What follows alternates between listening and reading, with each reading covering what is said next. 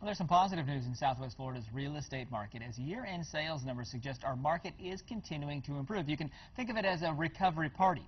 The bad news is not everybody's been invited to it. To explain who's getting invitations to the guest list, Wink News real estate expert Denny Grimes is with us this morning.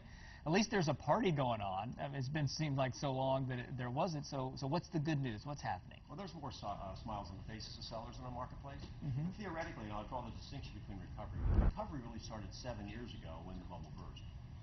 What's happening is our market is moving back towards equilibrium, and that's really what the good news is. And we see that measured in the number of sales and the increase in sales price, which is good for our market. Equilibrium would be where you're healthy again, right? That's right. You've got a balance of sellers, a balance of buyers, and so the recovery party, as you've called it, is basically happening in certain price ranges. But let's look at the sales numbers for 2012 first. All right. And this is all good news. You'll notice in the first slide that I brought that the sales prices are up from 2011 to 2012 in both Collier County and Lee County, and they're very similar. Collier County was up 20%, Lee County is up 25%.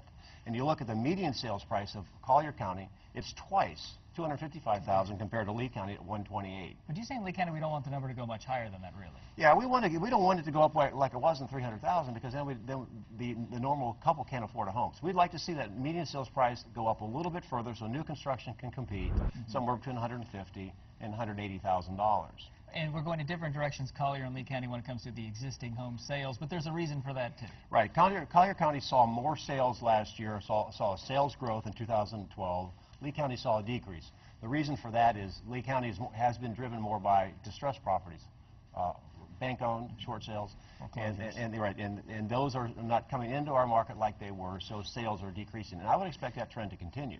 But that's probably not necessarily a bad thing if we can have more traditional sales. No, it gives sellers, equity sellers more of a chance to compete. And then that's what we're talking about, the party. When we look at our inventory, basically it's a seller's market below $250,000 in our marketplace. That means there's more buyers looking than there are sellers. There you see the upward pressure on price. They're invited to the recovery party. They've got the hats and the streamers, etc.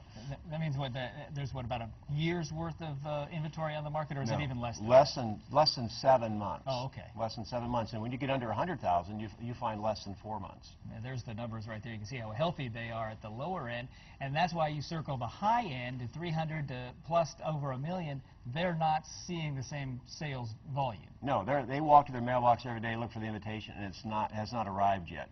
So you look at the $1 million seller, there's 30 months of inventory. That means if another home didn't come on the market, it'd take 30 months for everything to sell, therefore advantaged buyer.